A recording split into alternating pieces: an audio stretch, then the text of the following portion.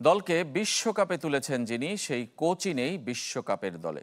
অনূর্ধ্ব-21 hockey দলের coaches প্যানেলে কেন নেই মওদুদুর রহমান শুভ, তা নিয়েও তৈরি হয়েছে বিভ্রান্তি। নিজেদের মতো ব্যাখ্যা দিয়েছে হকি ফেডারেশন, সেই ব্যাখ্যাকে যুক্তি দিয়ে ভুল দাবি করেছেন মওদুদুর রহমান।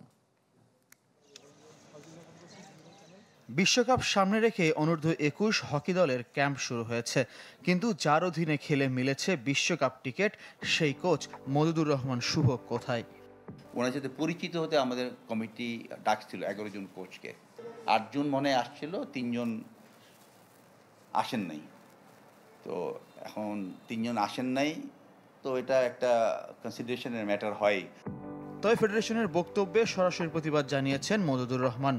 সামাজিক যোগাযোগ মাধ্যমে দিয়েছেন ব্যাখ্যা, বিকেএসপি থেকে টেলিফোনে জানিয়েছেন প্রায় 5 মাস আগে সে আহ্বানে কেন সাড়া দিতে পারেননি। ফেডারেশনের কোচেস প্যানেলে না থাকলে জুলাইয়ে অনূর্ধ্ব-18 দলের কোচ ছিলেন কিভাবে? সম্ভবত এটা ফেব্রুয়ারি মাসের দিকে আমাকে একটা চিঠি দেয়, সেটা এইচএফ কাপ সিনিয়র দলের কোচ মনোনয়ন প্রসঙ্গে। তা সেখানে তারা আমাকে বলে সাক্ষাৎকার দেওয়ার জন্য, আমার সিভি টিভি সহ দেখা করার জন্য।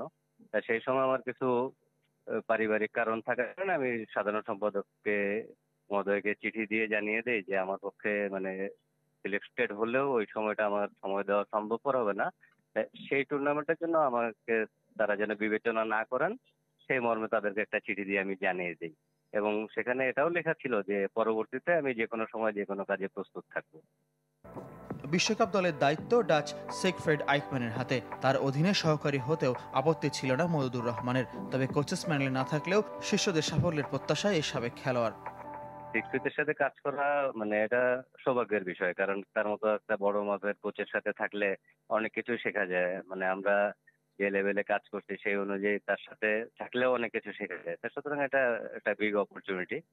তারপরেও আমি থাকি না থাকি, দলের সাথে যারা আছেন অবশ্যই দলকে নিয়ে তারা ভালো জায়গায় যাবেন এবং দল ভালো একটা রেজাল্ট করবে ইনশাল্লাহ।